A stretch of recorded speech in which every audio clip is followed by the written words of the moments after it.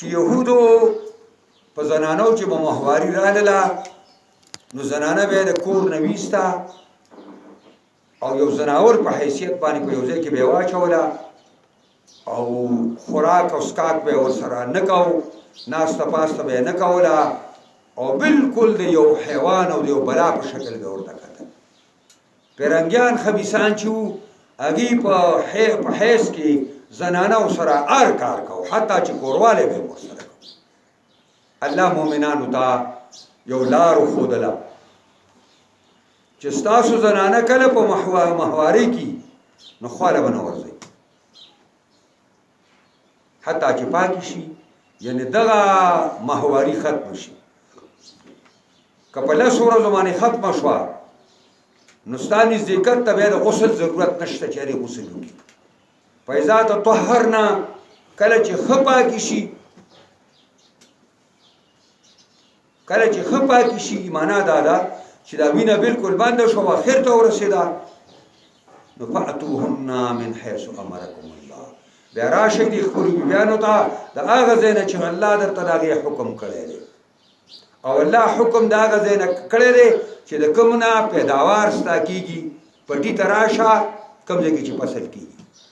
ډیران ته به نه راځي د ډیران د راتل بند کړي دي الله پاک من حیث امرکم الله راشئ خپلې بیبیانو ته نږدې شئ ورته د هغه ځای نه چې الله درته د هغې اجازت کړی دی ان الله یحب التوابین یقینا الله دوست ګڼي توبه ایستونکي ویحب المتطهرین او دوست ګڼي هغه خلک چې ځان د ګندګو نه ساتي او د کاذوراتو نه او ځان چې کوم دی د ډیرانو نه ساتي او حکم راغی نساؤکم حرث لکم زنانه ستاسو پټی دی زنانه ستاسو پټی دی حرث اصل کې دغې تخم ته م وایي چې زمیندار یې په ځمکه کې اچوي او حرث چې هغه کم تیږي راوختل او فصل شو هغې ته م وایي او حرث په معنا د متحرس باندې هغه پټي ته م وایي چې ته پکې کار کوې زنانه ستاسو پټی دی اوس ستا پټی دی او لارې ورته د هر طرف نه دي نو ته چې ټیټر راولې نو پټي ته به یې راولې که د نورخاته نه یې ورته راولې که د قبلې نه یې راولې که د جنوب نه یې راولې که د شمال نه یې راولې خو پټي ته به راځي پټي ته او پټي څه خوا کې ډیران دی ډیران ته به ټیټر نه راولې چې ځمکه پې واړې نو قرآن وفرمایل چې زنانه ستاسو پټی دی دینه ستاسو کور آبادېږي ستا نسل دې نه سازېږي فأتو حرثکم خپل پټي ته راشه انا شئتم په کوم کیفیت باندې چې خوښي او دا دې دپاره وایي چې یهودو به دا خبره کوله چې سړی خپلې بیبي ته شا طرف نه راځي اگر چې هغه جایز ځای ته راځي او د شا طرفه راځي نو چې بچی کېږي دا به کوږ سترګې نو قرآن ویل دغه یهود دروغ وایي مؤمنانو تاسو ته اجازت دی د هر طرف نه چی خو یو ځای ته به راځئ چې د کومې حکم مې درته کړی دی دا معنا وقدموا لانفسکم وړاندې کوئ د خپلو نفسونو دپاره نیک اعمال بله خبره دا ده چې خپلې بیبي خواله راځي نو ستا مقصد به د مؤمن مقصد به صرف خواهش پوره کول نه وي د مؤمن مقصد به دا وي چې امت محمد ډیر شي امت محمد ډیر شي واتقوا الله او دا خانداني منصوبه باندې والا څه وایي خواهش پوره کوه او چې امت محمد ډیر نه کړي واتقوا الله ويريږئ د الله نه واعلموا انکم ملاقوه پوه شئ تاسو یقینا تاسو ملاویدونکي د الله سره وبشر المؤمنین زیری ورکه مؤمنانو ته ولا تجعلوا الله عرضة لأيمانكم أن تبروا وتتقوا وتصلحوا بين الناس والله سميع عليم مگر زوی نوم د الله لرا عرضة نخا او مانع لأيمانكم دخلوا قسمونو دپاره د دې خبرې ان تبرو چې تاسو نیکی وکئ وتتقوا پرهیزګاري وکئ وتصلحوا او صلح وکئ بین الناس په منځ خلکو کې د دې خبر نه د خپل قسم په الله باندې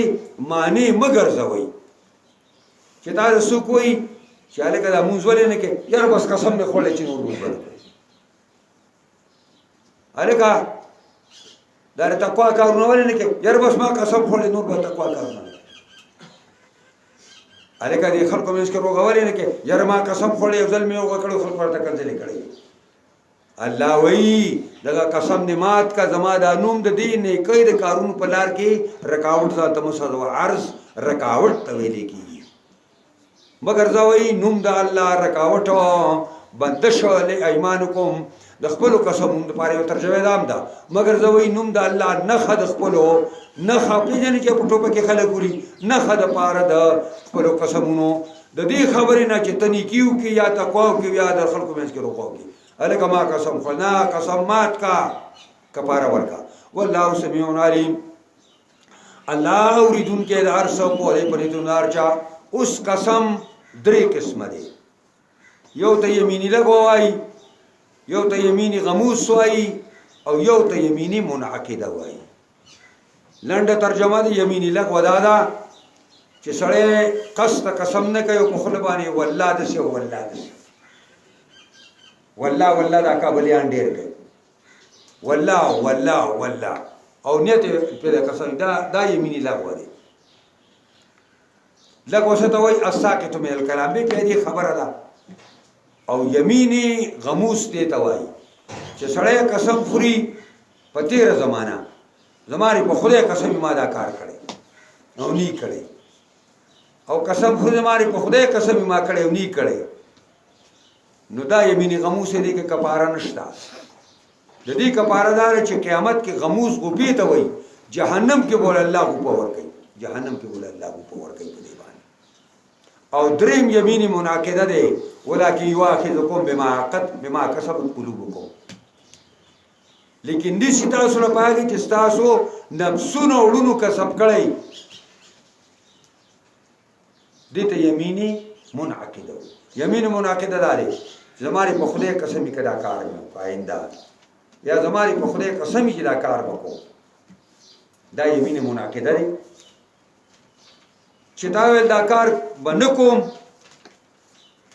ا دې اونکو نو بس قسم دې سره تا ورسو هو کدی وکړو نو قسم دې خپل مات کو به وکړه نو والله غفور رحیم الله حلیم الله بخون کې او بردبار دی او دا بل مسله ده چې کفاره دې صدا نو قران مجید کې براشي رستورا روانه ده وایي په دی باندې درې ژوندۍ سي مخکې یو سات مخکې ویلې و شپږ مسکینان ته ورډۍ ورکړي خیال راغی او یا چې کدا یا با څنګه دي ها درې ساعت د هر ټول یو شپږ مسکینان او کدا دې نشو کولې نو بیا به درې ژوندۍ سي دا براشي روان دي ورستورا روان دي ان شاء الله ولذي للذين يؤلون من نسائهم تربص أربعة أشهر فإن فاءوا فإن الله غفور رحيم وإن عزموا الطلاق فإن الله سميع عليم دا یو بل مسله ده زمونږه د فقه کتابونه چې تاسو وایي نو کتاب الإيلا او باب الإيلا ورته وایي ایلا څه ته وایي قسم خوراک ته وایي او په اصطلاح کې قسم خوراک په دې خبره چې خپل بیبي ته بخواله نه ورته دې ته سوي ایلا ورته وای نو الله داږي حکم بیانې للذین یؤلون من نسائهم دا کسان د پاره چې قسمونه خوري د نزدېکت خپل بیبيانو نه چې زماره قسم یې زبر خپل بیبي خواله نه ورته څنګه تربصو 4 اشهرنا انتظار دې سړو د پاره سلور میاشتې سلور میاشتې وری ته مونږ ګورو کرے سلور میاشتې کې خپل بیبي خواله ورغې نو خیر او خلاص او کور نه راغې نو د ابو حنیفه او د امام احمد رحمه الله مسلک داري خذ په طلاق شو لا شافعی او مالک وای طلاق شوی نه د قاضي ته بدا خذا استغاثه کوي او قاضي ورته چې دا خذا یا خذا کا او یا طلاق کا کله دوړو کې ونه کو قاضي به خپل حکم جاری کوي په د بخښه طلاق فإن فاءوا کو دې سره واپس یو کړلا په عدت کې ورته واپس په سلور میاشت کې دنه نو بس په د باندې نه کفاره شته بیا به نه دی به کفاره ورکوي فإن الله غفور رحیم یقینا الله بخښونکی او مهربان وإن عزموا الطلاق او که په دې څلورو میاشتو کې رانغې او قصد طلاق یې وکړو چې بس نور دا ښځه کوم نه نو فإن الله سمیع علیم الله اوریدونکی د هر څه او پوه دی په هر چا باندې نو بیا بس ښځه طلاق شو والمطلقات يتربصن بأنفسهن ثلاثة قروء اوس یوه ښځه طلاق اصل کې پرېښودلو ته وایي سړی خپله ښځه پرېږدي نو هغې ته مطلقه وایي او جمع مطلقات دی مطلقې ښځې یتربصن بأنفسهن انتظار به کوي په خپلو ځانونو نه عدت به تېروي څونه ثلاثة قروء 3 قرعې قروء امام ابو حنیفه وایي 3 حیضونه امام شافعي رحمت الله علیه وایي 3 اطهار او قرعه د ازدادو نه دی طهر تم وایي او حیض تم وایي او نور به اصول کتابونو کې پوره زده کول کوي ولا يحل لهن جائز دي خذلا ان يكتمن ما خلق الله في ارحامهن چې پټ کی هغه چې پیدا کړی الله دې پر رحمونو کې ان كن يؤمن بالله واليوم الاخر کیدا زنانه ایمان وروړي په الله او په قیامت باندې زنانه دا اوس دریو طهرونو کې یا په دریو مهوارو کې دا خاون ورته رجوع کوي اوس دی ویلي خاون ته دا ما رجوع کوي نه زما درې مهواري مخکې تیر شي دا دی اوس پټ کړه یا دا زنانه بالدار ده نو دا په دریو قرعو نه خلاصېږي دا وایي زما حمل نشته خاوند ته ضرر ورکوي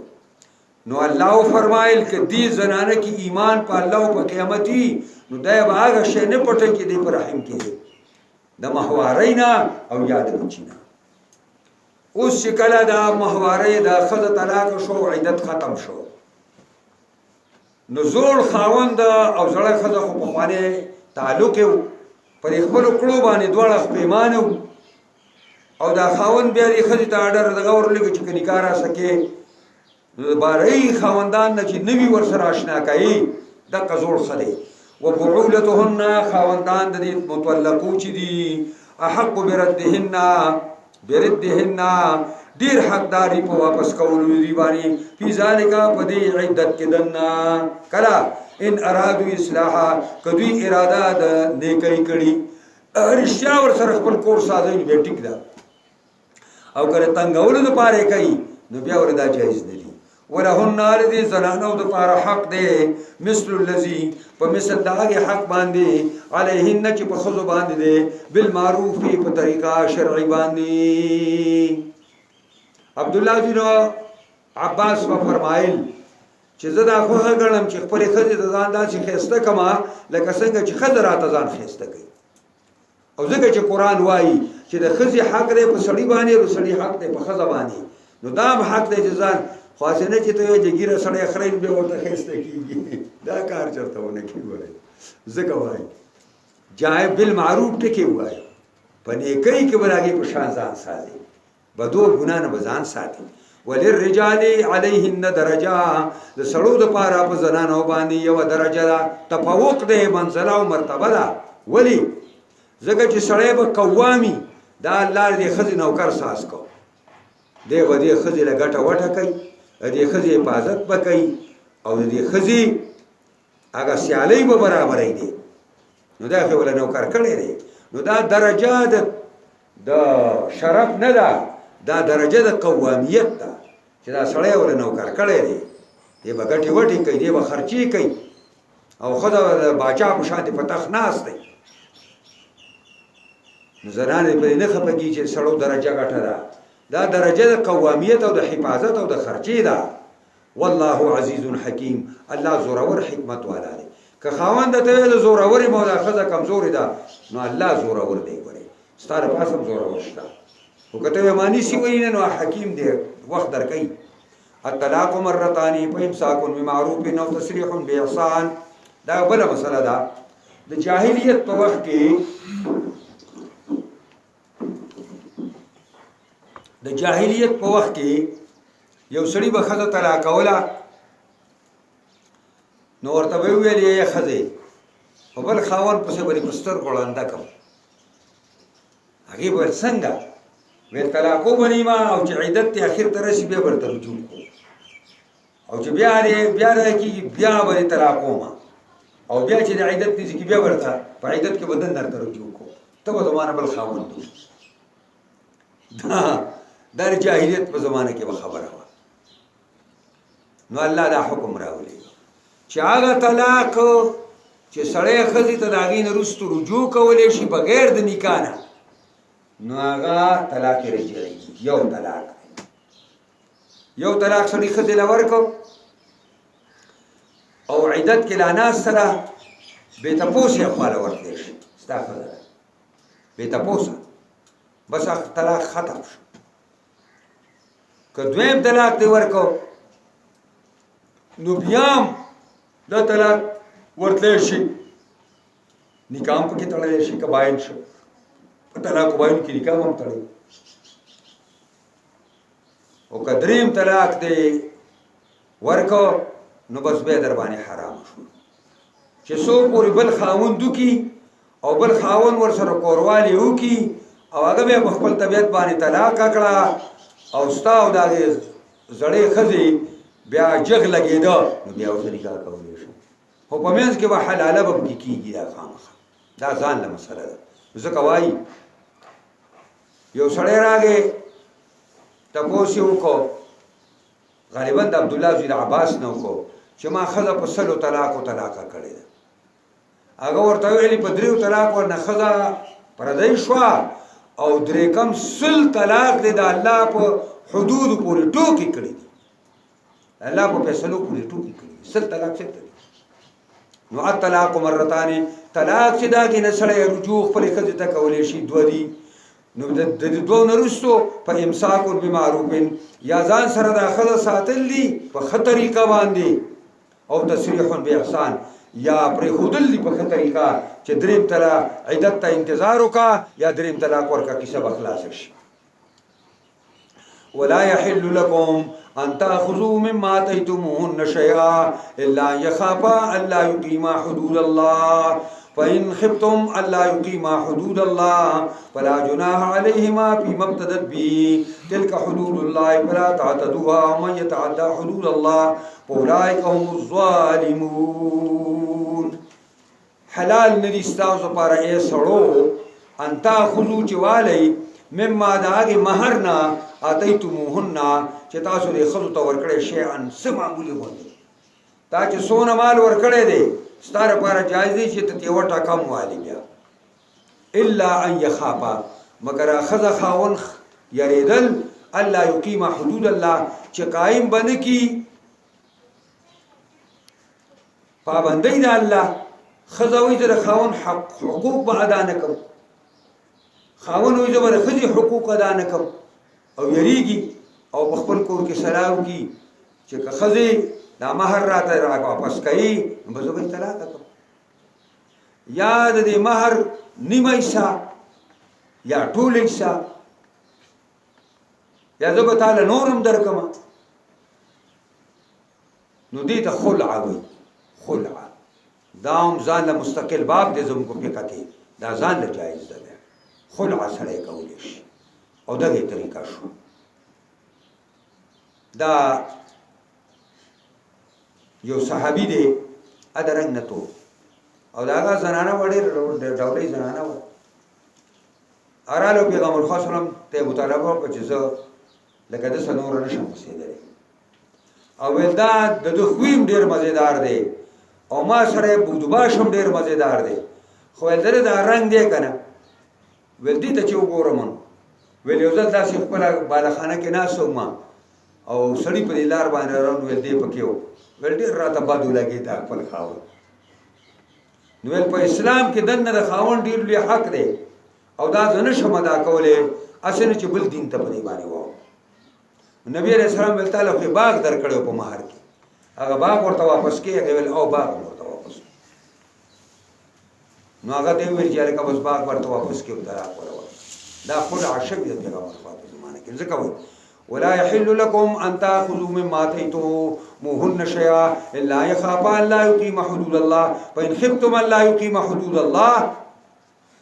فلا جناح عليهم ونشته گناه په خزه خاون فی مبتدت پی پای کې چې پیټه کوي دا خزه په داغي باندې یعنی مہر ورته ټول واپس کوي تلک حدود الله دا الله پابندۍ دي فلا تعتدوها ما وړي دینه بل خواته او من يتعدى حدود الله سو کې الله پابندونه واوړي اولئک هم الظالمون فإن طلقها کطلاق کړي سړي په دریم طلاق باندې دا یو خبر یاد ساتئ چې یو طلاق خاون ورکو خزیلا نو دا او بیا ورته رجوع کړو نو خزه شوا خو د دریو حقو یو رښتا ده بیا چې دیم طلاق ورکو بیا ورته رجوع کولای شي د خزه شوا خو د دویم حکم ختم شو یو طلاق د اوس پاتې دی کدا یو ورکو نو بس غرق دی وای کی پریوانی یو ځل چې دریوانه او هغه په ځای پراته دي اته په ځای پراته دي ان د دو حق د تنسیخ دی کنه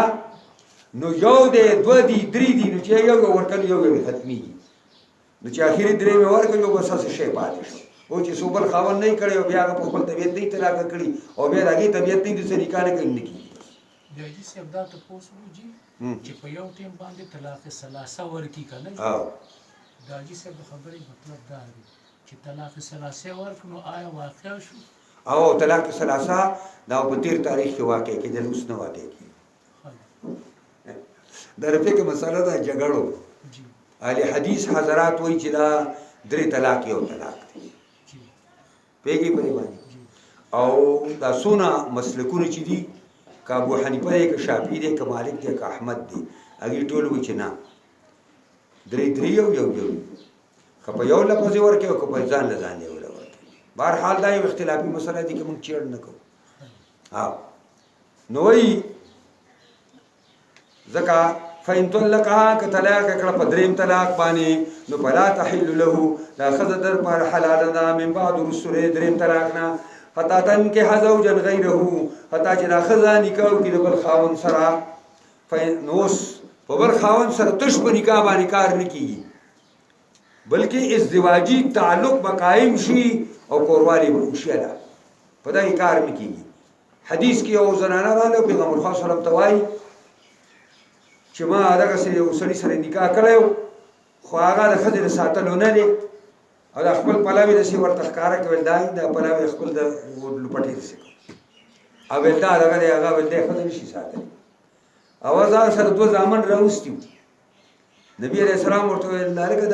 د سوال دي چې د ځامن اخر څه ویل چې تاسو خبره کې څنګه خبره کې چې دا خزه نشي ساتل دا وچی څنګه راوړي چې بلې کړي وچی خیر هغه ځل شوبل چې په حدیث کې سوال پاس دی البته اصلي چې سوګل پیغمبر خدا ته کړه خو بهر حال نبی عليه الصلاه والسلام په مخ کې دا خبره وشوله نبی عليه السلام هغه زنانه ته ویلي چې کته غزول خاون ته ځي کنه نو ته نشیت للی چې سو پوری دی نوی خاون سره ته یو ځای شوی نه لنډه خبره ده فإن طلقها کدی رستوري دویم خاون دا خزه طلاق کړه نو پلا جناح علیهما نشته ګناه پر زوړ خاوند او زړه خزه باندې اي تراجع عجب یو بل ترجو کوي د عیدت نرستو کلا ان ظننا کړ دي زوړ خاوند او زوړ خزه دا یقین وي ان یقیم حدود الله چې الله پابندۍ به سره ورسي یعنی هر یو با خزه بر خاوند او خاوند بر خزه حقوق ادا کی وتلک حدود الله دا الله پابندۍ دي یبینها بیانای دي لرا لقوم یعلمون قوم د پاره چې اگي پویږي وَإِذَا طَلَّقْتُمُ النِّسَاءَ فَبَلَغْنَ أَجَلَهُنَّ کله چې ورسیږي کله چې طلاق کوي تاسو زنانه ولرا فَبَلَغْنَ أَجَلَهُنَّ ورسیږي اخر د نیټه تا نیټه لا خلاص شوی نه د عیدت ختم نه دی خو اخر ته ورسید یو څو غنټې پس به ختميږي نو قران وایي فَأَمْسِكُوهُنَّ بِمَعْرُوفٍ یا ځان سره په خه طریقه باندې اوساته رجوع ورته وکړه او سرحوهن بمعروف یا پرې د دې لپاره په طریقه باندې بل طلاق ولا ورکا دریم او یا عدت تصبر وکړي چې ختم شي ولا تمسكوهن زرارا لتعتدوا تو مبندوي دي زنانه ولرا د پاره د zarar ورکول لتعتدوا چې تاسو ظلم کوي آیا سړي چې هغه ته ویل کنه هغه سړي چې ښځې ته وویلې تاسو اوس مې ویلې حدیث کې راځي چې طلاقوم به دې ټول عمر ورته لوبه کوم او چې عدت ته اخر ته رسي بیا ورته رجوع کوم او بیا به طلاقوم او بیا چې د عدت رسي بیا به نه به ښځه کوم او نه به بل ښځه شي نو قرآن ویل دا کار باندې کوي مؤمنان ولا تمسكوهن ما بدوي دي زنانو لرا لز زرار نه لز ضرري لپاره ضرر ورکول خذتا لتعددوا چې تاسو ظلم کوي ومن يفعل ذلك چا چې دا کار وکړو چې زنانه اساسان سره بند کړي نه خپل خزه کوي نه بل تقلیدي فقط ظلم نفسا یقینا د ظلم کو په خپل ځان باندې په ځان ظلم کو او تاسو مویل عبد الله بن عباس ته سړي ویلي چې په سلو طلاقو مې خزه طلاق کړي هغه دا درې باندې نه خزه جدا شو طلاقی در نساش خزه نه خدای اخلاص کړي او دا درې کم سل دي د الله په آیاتونو ظلم کړي ولا تتخذوا آیات الله هزوا منی سي آیاتونه د الله په ټکو سره ځکه ورته ول ته د الله په آیاتونو په ټکو کې کړی دي واذکروا نعمت الله علیکم یاد کړئ نعمت د الله په ځانونو وما انزل علیکم من الكتاب والحکمه او یاد کړئ چې نازل کړي الله په تاسو د کتاب نه چې قران دی والحکمه او هغه سنت طریقې د پیغمبر یعظکم به واس کړي الله تاسو په دیوانی وتقوا الله ويرګي د الله نه واعلموا ان الله بكل شيء عليم پوښ یقینا الله پر څه پوهه دی وذات طلقتم النساء فبلغنا اجلهن کلا چې طلاق کوي تاسو زنانو لرا پس ورسیږي اختتام د نیټه ته الته اخر ته ورسی او دلته ختم شي په دې فرق پوه شوي الترا جلو دا بل په بلغنا جلهن معنا می دا کړی و چې نیټه لا خلاص شوی نه دا خو یو څو غنټې بګی پاتې او دلته ختم شو په بلغنا جلهن عدت ختم شو نو بلا تعذلوهن ما بندوي دي لرا ان ينكحنا ازواجهن چې نکاح کې د خپل خاوندانو سره دا یو صحابي دی هغه یو خور وا او خلک ورپسې ډېر تراته یو مرګره راغی وغلی په نکاح ورکړه لږه زمانه بعد هغې څه طلاق کړه چې طلاق کړه بیا یې ورته رجوع نه کوله چې عدت تېر شو خلک رامات شو رشتې دپاره راته دی پکې بیا راغی او صحابي ورته غوسه شو هغه صحابي ته ویل پلانې قسم مې دي چې تا له خدای درنه تا له ما ټولو خلکو ته ما غوره کړې او خور مې درکړه او بیا یې طلاق کړه چې ته قرآن نشي پکې تا له خدای نه درکړه دا آیاتونه نازل شو فلا تعذلوهن مؤمنانو مې بندوي دا ښځې چې نکاح کې د زړو خاوندانو سره زوړ خاوند او زوړ هغه زړه رشتې ده او زوړ تعلق دی یو بل ته پډاګه شوي دي دکه وله ښه دی سلب وله نه وی لا ګوري دا آیات چې نازل شو راغی او راوخته راشه بدر مې کړه او ویل سمعا لربي ما خپل خراب خبره واورېده چې ما ته مې بندوه او دا خبر راضي و په زوړ خاوند باندې کله اذا ترازو بینهم بالمعروف کله چې دا ښځه او خاوند راضي وي په خپل منځ کې مطابق د قانون شرعي سره ذالک یوعظ به تاسو کا دا چې دی وعظ کې دی شي په دې باندې من کانا منکم هغه چاته چې تاسو نه ایمان وروړي په الله او پر ورځ قیامت باندې ذالکم اسکالکم دا خبره ډیره د پاکیزه گئی او ډیره د برکت تاسو لپاره واطهروا ډیره د پاکیزه گئی دا والله يعلم وانتم لا تعلمون الله پويږي او تاسو نه پويږئ اوس مطلقو خزو خبره ده سړی خزه طلاق کړو ماشوم بچی دی او دې ماشوم بچی سره بس کو دا خزه خو به غوسې او دا زی بوله دې زمکه ته وਹੀ او دا لور بوله وਹੀ دا هو کاته خراب شو نو څه چل وکړو نو قران بیان کوي والوالدات يرضعن اولادهن میان دي ته ور کوي خپل بچو لرا دا مطلقې میان دي او قرآن اضافت دوی ته وکړو زنانو ته یې ویلي که د هغه لوڼه او زامن دي نو ستا نه دي څه ستا خو هم دي حولین کاملین 2 کاله پورا به دوی دې له ته ورکوي او دا حکم لمن اراد ان یتم الرضاعه دا 2 کاله ورکول دا د هغه چا لپاره دي چې اراده کړي د پوره کولو د زمانې د رضاعت کې 2 کاله دي وعلى المولود له رزقهن وكسوتهن په پلار باندې مولود له پلار ته وایي په مولود له باندې هغه سړی چې د هغه لپاره دا وړوکی پیدا کړی دی د زنانه پیدا شوی دی مولود له دی پلار رزقهن روزي د دې زنانو دا ځکه چې کله ښځې والي نه وتې ده نو د زوی مورې ده دی مورې ده اوس د زوی او کسوتهن او جامې پې لازمي دي بالمعروف مطابق د شریعت سره که دی مالدار دی نو د مالدارۍ خوراک به ورکوي او د مالدارۍ جامې به ورکوي او که غریب دی نو د غریبۍ به وله ورکوي لا تکلفو نفس الا وسعها تکلیف کی نشي اچولی او تن مگر په اندازه د طاقت د هغې معنا دا ده مالدار به د مالدارۍ په انداز ورکوي او غریب به د غریبۍ په انداز باندې خوراک او جامې ورکوي لا تضار والدة بولدها ولا مولود له بولده وعلى الوارث مثل ذلك فإن أرادا فصالا عن تراض منهما وتشاور فلا جناح عليهما وإن أردتم أن تسترضعوا أولادكم فلا جناح عليكم إذا سلمتم ما آتيتم بالمعروف واتقوا الله واعلموا أن الله بما تعملون بصير دا قرآن وائی ولا تضار والدتن ضرر با دا تضار چې معلومه سیګه شي ګریمر والو ته خبره کومه چا چې راوړی ګریمر لګ لګ ګرولې نو لا تضار چې معلومه سیګه شي نو بیا معنا دا ده لا تضار والدتن ضرر بنور کوي والدا یعنی مور په سبب د بچی خپل باندې پلار ته قرآن دی خزی ته ویلي چې دا وړوکی خستان بچی دی نو ته به دی بچی ستا پرې بچی په وجه باندې به دغې خاوند ته ضرر نه ورکړي ضرر دا دی چې بله زنانه په معمولي خوراک او جامو باندې کار کوي په معمولي تنخواه باندې کار کوي او دا جامې اوچتې غواړي خوراک هم اوچت غواړي او تنخواه هم ډېره غواړي نو د دې مطلب دا دی چې دی پلار ته د خپل بچي په وجه دی ضرر ورکوي ٹھیک شو بله ترجمه دا ده لا تضار چې ولا تضار روشي مجهوله سیګه شي نو معنا دا ده ولا تضار والدتنا ضرر باندې شي ورکړې کېدلې مور ته بولدها په سبب د دې بچی باندې پلار د دې وړوکي به دې ته دا نه وایي چې بله ښځه 2 روپۍ غواړي خو پردۍ ښځه ده ډوډۍ ډېره غواړي خو پردۍ ښځه ده جامې ښې غواړي خو ته خو د دې مورې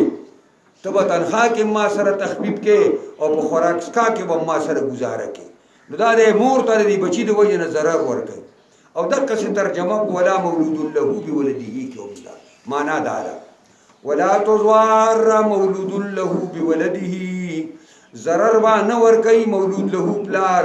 په سبب د خپل بچي باندې زنانه ته چې نور غوندې خوراک د پردو ښځو غوندې خوراک سکاک او تنخواه وله نه ورکوي او ولا تضار مولود بولده ضرر به نشي ورکوي که د پلار ته په سبب د بچي د باندې چې دا ستا بچی دی او زه دې طلاقه کړې دونه ډېره غواړم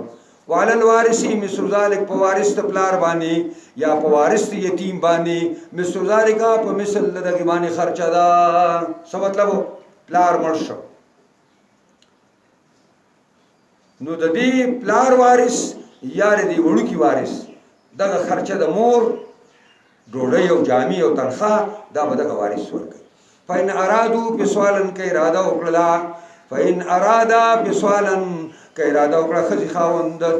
د شو کولو د تی عن تراض منهما پر ضامن دی د دواړو باندې و تشاورن او په مشوره د دواړو باندې ښځې خاوند صلاح وکړه چې دا وړوکی بس ډوډۍ خوړی شي او کال باندې به ایسته بس کړو دا خبره یا په 8 میاشتې به بند یا په 14 میاشتې به بس کړو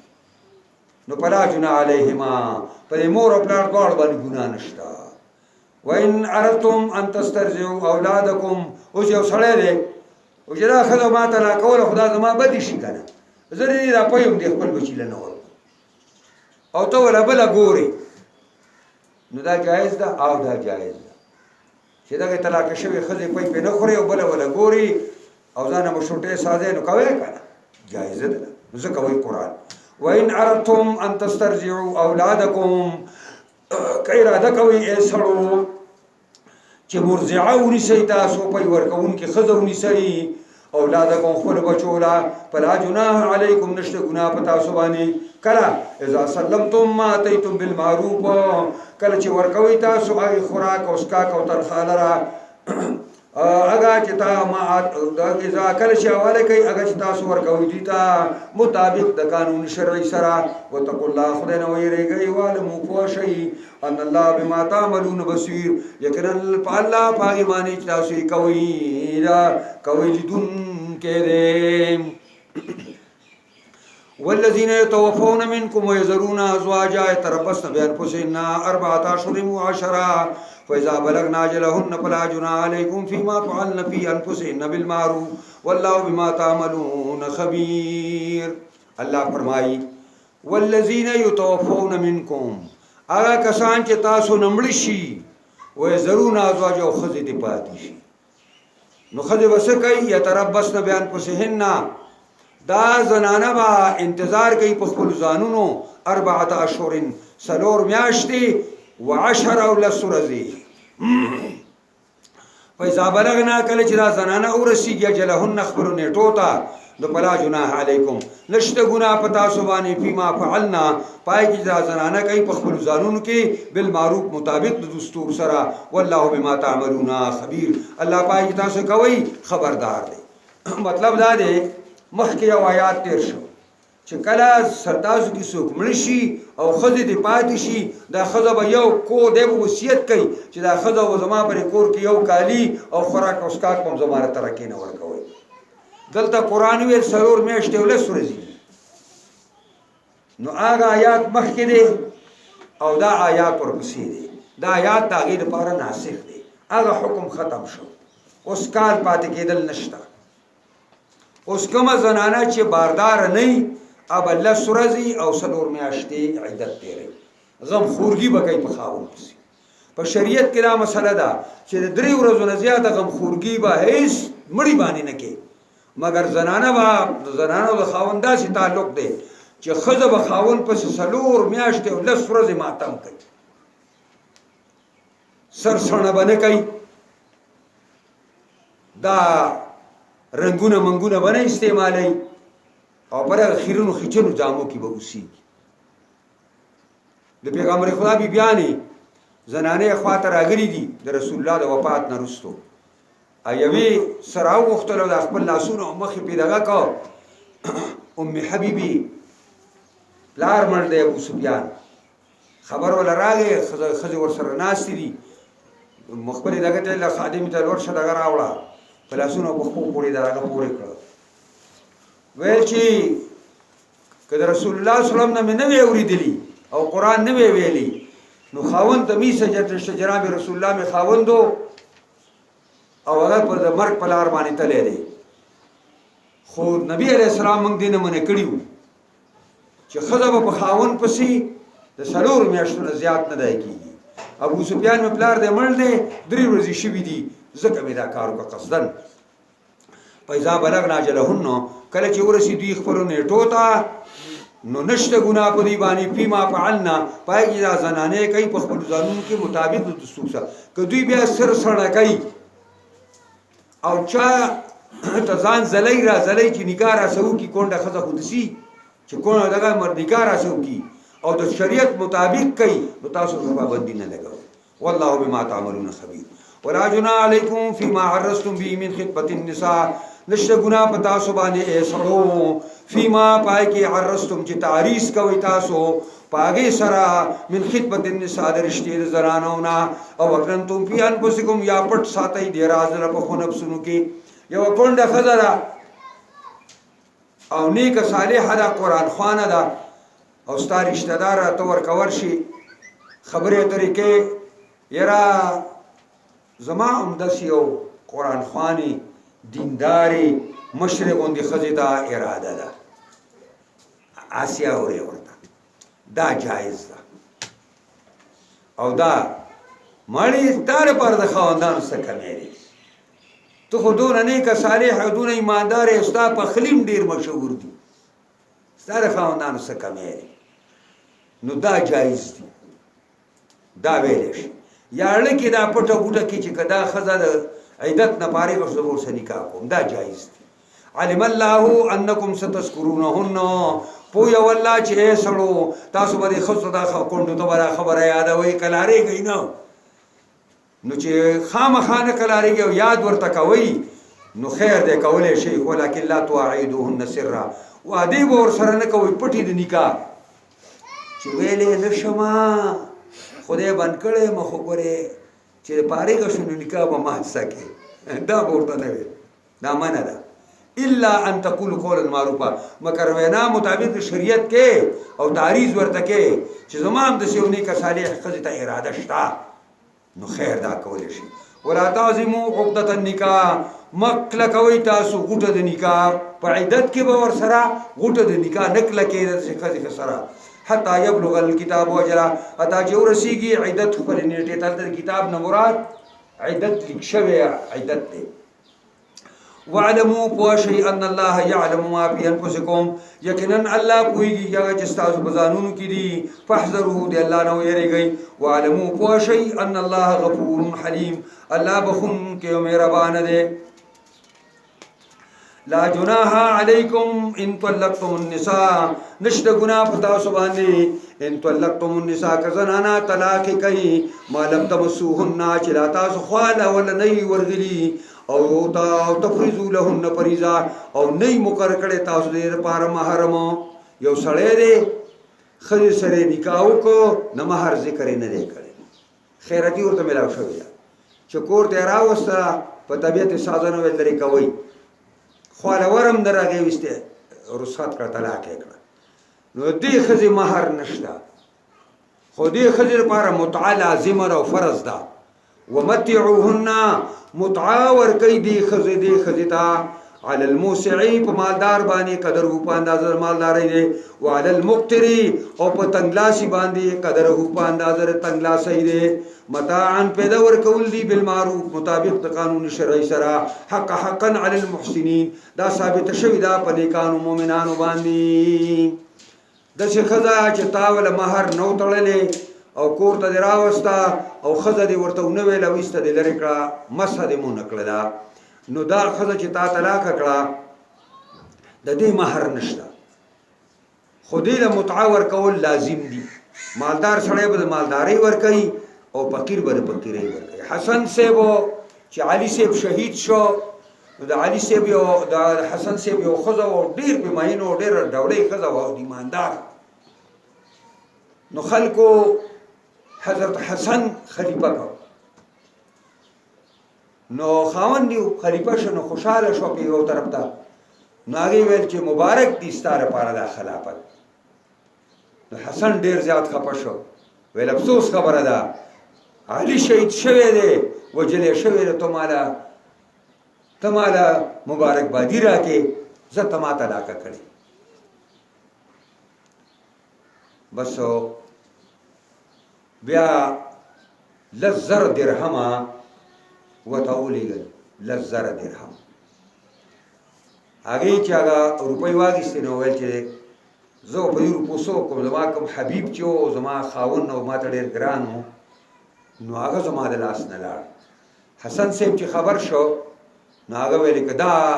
ما مطلقه په طلاقو 300 باندې یعنی ما با تکړه نه وي نو ما بیا وته رجوع کړه په بهر حال اوس نه کیږي دا ځکه وایي حقا على المحسنين وان طلقتموهن كطلاق كي خذلرا من قبل ان تمسوهن فخوا دا غنه چې تاسو ورته نږدې شي خزر کوټ راوستا او خاله ورنرلي او طلاق لیکړه وقت فرستم لهن فريضه او تاسو له مہر مقرر کړي تا ویلو چې 100 روپۍ مہر دي او کوټ راوسته او خزر نه کړی ستر د خواته ورتلونه مخکې رخصت کړه نو په نصف ما فرستم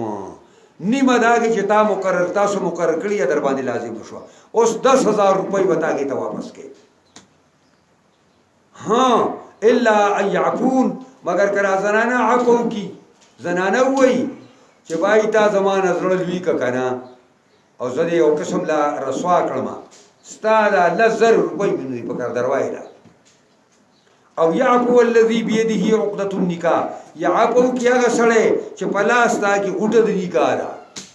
یعنی خاوند وایي چې تا له خو ما 6,000 روپۍ مقرر کړې وي او ته ما د کوروالي دا مخکې طلاقه کړلې نو زه دا 20,000 ستا شو. او دویمه ترجمه دا ده او یعفو الذي بيده عقدة النکاح، یا عفو کې هغه سړی چې دغه په لاس کې غوټه د نکاح چې ولي د دې زنانه دی هغه عفو کې دا ځان له خبره ده. او بیا الله وایي سړو ته چې ښځه غریب شی دی ته عفو وکړه، دا 20,000 ورته ورکړه. وان تعفو اقرب للتقوى، که عفو کوئ ای سړو تاسو دا ډېره نږدې ده پرهېزګارۍ ته. اوس ښځه دې طلاق کړه، هغه سړی ستا سکر شوی و، د هغې زامن ستا اوښي شوي وو، د هغې مور ستا خواښې شوې وه او ستا ورسره تل راتله شوي وو. اوس به داسې کوې چې ښځه خو دې طلاقه کړه خو دغه د رشتې دا خیال به ساتي، ځکه چې عام طور سره مسلمانان به د یو بل سره همدقسې خیال به د یو بل ساتي. ولا تنسوا الفضل بینکما، مه هېروئ مهرباني په خپل منځ کې. ان الله بما تعملون بصیر، یقینا الله په هغې چې تاسو کوئ لیدونکی دی. حافظوا على الصلوات والصلاة الوسطى وقوموا لله قانتين فإن خفتم فرجالا أو ركبانا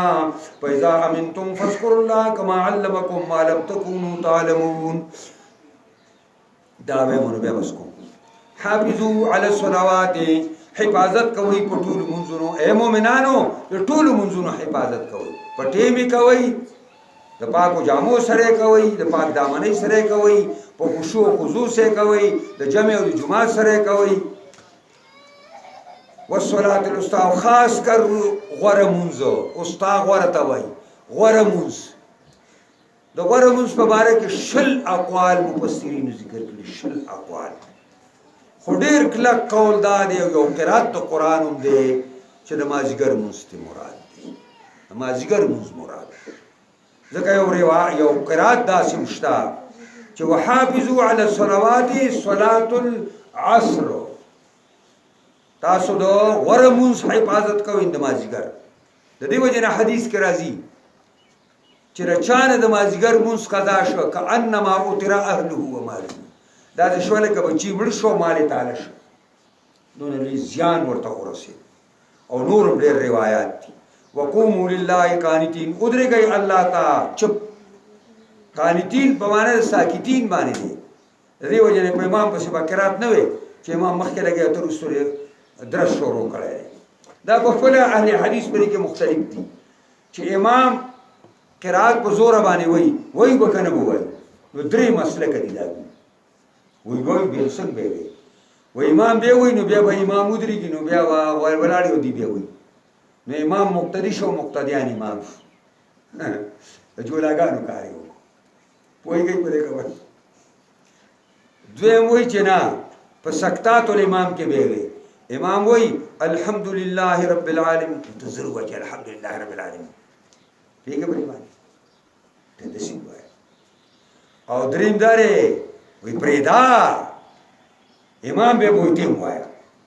ګړه درس به سازي، ته هم لګې ته هم لګې. او قرآن چې وایي اذا قرئ القرآن فاستمعوا له وانصتوا لعلکم ترحمون. علامه لوسی په روح المانی کې دا دلیل پیش کړی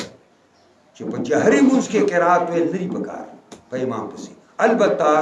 شان ورشا کشمیری رحمت الله علیه د امام ابو حنیفه شاګرد امام محمد دا خبرې لیکلي چې په پټ مونځ کې سړی فاتحه په امام پسې ویلی شي. پوهېږئ که نه؟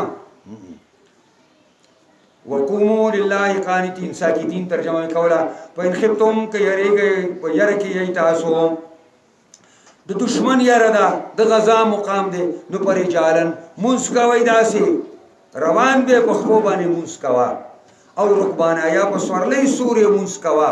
فإذا امنتم کله چې داخل شوئ په امن کې یره ختمه شوه نو فاذکروا الله، یادوئ الله لره کما علمکم، څنګه چې تاسو پوهه کړي یئ. بیا به په روانه باندې مونځ نه کې او بیا په سورلۍ مونځ نه کې. ما لم تکونوا تعلمون، په هغه خبرو چې نه وئ تاسو په هغې باندې پوهېدونکي. دا لږ زه به ووایم بیا بس کوم. والذین یتوفون منکم ویذرون ازواجا، هغه تېر شوی نه و هغه آیات دا دی راغی. هغه کسان چې وفات شي ستاسو نه او پرېږدي زنانه وصیتا لازم دی په دې وصیت کولو لازواجهم د خپل بیبیانو دپاره په ځن کدن په وخت کې متاعا پیدا ورکول دي للحول یو کاله پورې غیر اخراج په داسې حالت کې چې نه به شوي ایستې د کور نه فإن خرجنا کرا زنانه په خپل ووتلې فلا جناح علیکم نشته ګناه په تاسو هیوره سو د مړي فیما فعلن فی انفسهن من معروف هغه چې کوي دا زنانه په خپل ځانونو کې مطابق د دستور سره والله عزیز حکیم الله پاک زورور حکمت والا دی وللمطلقات متاع بالمعروف طلاق شو خذ لپاره متعدا مطابق د دستور سره د اری مطلقه خذ لپاره متعدا ده یو جوړه جامې کمیس او پرتګ او بټا دا بوله ورکی د خپل وس مطابق به ورکی دا مستحب ده جایز ده هغه لازم او هغه مخکې چې تیر شو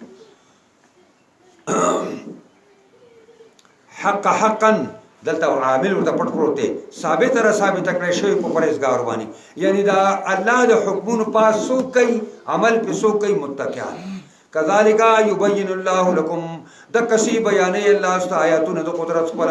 لعلکم تاکلون دیر پاره چې تاسو د عقل نه کار والی ان شاء الله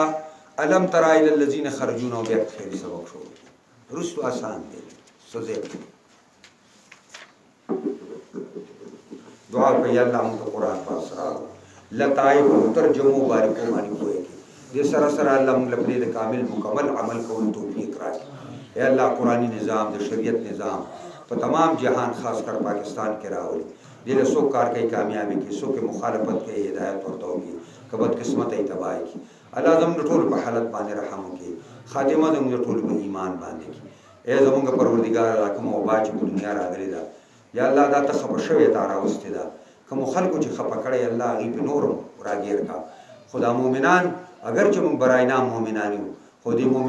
مومن والی ټکی ته الله وګوره د مسلمان والی ټکی ته وګوره او نو می مسلمانانو مومنان دنیا کې تنه بچ کا او زموږ د عمل پاکستان د امن غوړه وګرځوا او دین الله رات او رات دا وبالره کا ای زموږ پروردگار دا خو زموږ د اسلام کلا دا دې کې ومنګ قرآن نظام راولو یا الله دې لپاره موږ شپه ورځ کو شونه کوو یلته نظام راشي د عمل مخ خرابوي یا الله موږ د قرضونو نه د کفارو د سودي قرضونو نه خلاص کړي یا الله زموږ د عمل په خپل خو باندې ودرې یا الله د ملک استحکام راولي یا الله د عمل قرآن پرنګ کې رنګ کې د عمل ته سنت پرنګ کې رنګ کې د عمل ته شریعت پرنګ کې رنګ کې یا الله زموږ سونه مشران او پاتې ټول بکی سونه بیماران دي ټول ته کا شفا کامل عاجل ورکی پر پاکستان کی بری بیماری سونه کسان مبتلا دي الله صحیح سالم کی او باقی الله بچ او روح وساتي الله زموږ ټول ناراضي شي خاتمه زموږ ټول په ایمان کې اللهم ربنا آتنا فی الدنيا حسنه وفي الاخره حسنه وقنا عذاب